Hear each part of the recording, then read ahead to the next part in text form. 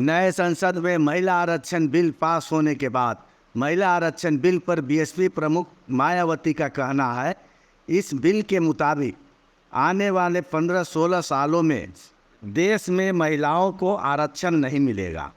इस बिल के पास होने के बाद इसे तुरंत लागू नहीं किया जाएगा। पहला देश में जनगणना कराई जाएगी और इसके बाद सीटों की परिसीमन किया जाएगा। जनगणना में काफ़ी वक्त लगता है, इसके बाद ही ये बिल लागू होगा। इससे साफ है कि ये बिल साथ नहीं लाया गया है, महिलाओं को आरक्षण देने का इरादा है। प्रावधान इसमें इस प्रकार से बनाए गए हैं जिसके तहत अगले काफ़ी वर्षों तक, अर्थात लगभग 15-16 वर्षों तक, यानी कि कई चुनाव तक देश की महिलाओं को ये आरक्षण प्राप्त नहीं हो पाएगा। और इस विधेयक में ऐसे जो प्रावधान रखे गए हैं तो उनका मैं यहाँ उल्लेख करना बहुत ज़रूरी समझती हूँ। और इस संशोधन विधेयक के तहत इस महिला आरक्षण विधेयक के पास होने के बाद पहले पूरे देश में जनगणना कराई जाएगी। जब ये बिल पास हो जाएगा हाउस में, पार्लियामेंट में, तो पास होने के बाद पहले पूरे देश में जनगणना कराई जाएगी। पास तो हो जाएगा ये, लेकिन तुरंत लागू नहीं होगा। और पास होने के बाद पहले पूरे देश में जनगणना कराई जाएगी। और जब ये जनगणना पूरी हो जाएगी तो तब उसके पश्चात ही पूरे देश में लोकसभा तथा राज्य विधानसभाओं का परिसीमन पुनः कराया जाएगा। इसके बाद फिर परिसीमन होगा, सीटों का कराया जाएगा। और उसके बाद ही तब ये महिला आरक्षण संबंधी संशोधन विधेयक लागू होगा। और ये बात भी किसी से छिपी नहीं है कि देश भर में नए सिरे से जनगणना कराने में अनेकों वर्ष लग जाते हैं। पिछली जनगणना सन 2011 में प्रकाशित हुई थी, जिसके पश्चात आज तक पुनः जनगणना नहीं हो सकी है। ऐसी स्थिति में संविधान संशोधन के तहत इस नई जनगणना में, जिसमें अनेकों वर्ष लग जाएंगे, तो तब फिर उसके बाद ही पूरे देश में परिसीमन का कार्य शुरू किया जाएगा, जिसमें भी अनेकों वर्ष लग जाएंगे। और इस परिसीमन के पश्चात ही तब फिर ये महिला आरक्षण विधेयक लागू होगा।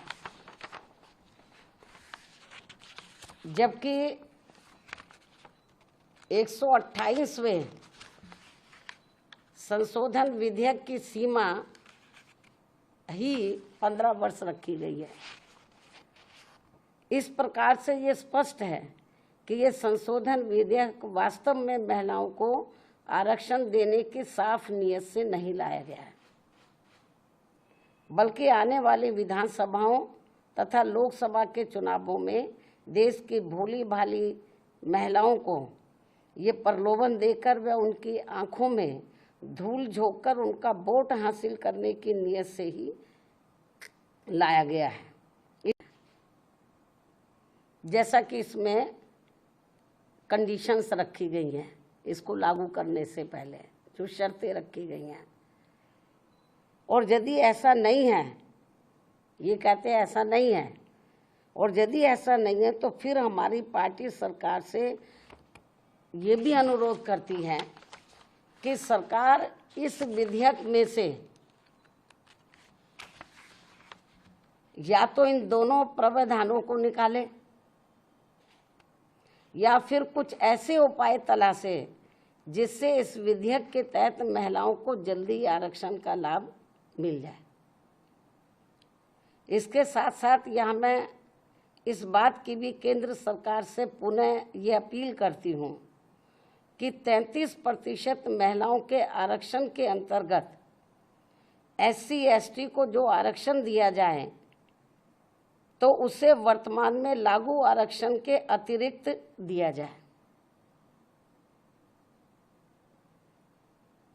यानी कि जो पहले से इनको SC/ST को जो आरक्षण मिल रहा है तो जो इनको 33% SC/ST की महिलाओं को जो आरक्षण देना है, तो अभी तक क्या इसमें व्यवस्था है कि जो पहले से इनको SC/ST को मिल रहा है तो उसमें से 33% इनको दिया जाए महिलाओं को, और उसको 33% में जो अब लाया जा रहा है, इंक्लूड किया जा रहा है। इससे हमारी पार्टी सहमत नहीं है, बल्कि इनको ये आरक्षण अलग से दिया जाना चाहिए, 33% में दिया जाना चाहिए। इसके साथ ही देश की OBC वर्गों की महिलाओं का भी इस महिला आरक्षण विधेयक में अलग से आरक्षण का कोटा सुनिश्चित किया जाना चाहिए। जो सामान्य वर्गों की महिलाओं की तुलना में ये अभी भी काफ़ी पिछड़ी हुई है, और यदि इन सभी वर्गों की महिलाओं के आरक्षण के मामले में, यानी कि SC/ST और OBC की महिलाओं के आरक्षण के मामले में मेरी इस अपील पर सरकार अमल नहीं करती है, तो भी हमारी पार्टी इस बिल का इस खास बात को ध्यान में रखकर समर्थन करती है कि देश में पुरुषों की तुलना में सर्व समाज की महिलाएं अभी भी काफ़ी पिछड़ी हुई हैं। ये वीकर सेक्शन की तो पिछड़ी हैं, लेकिन पुरुषों की तुलना में जो सामान्य महिलाएं वो भी काफ़ी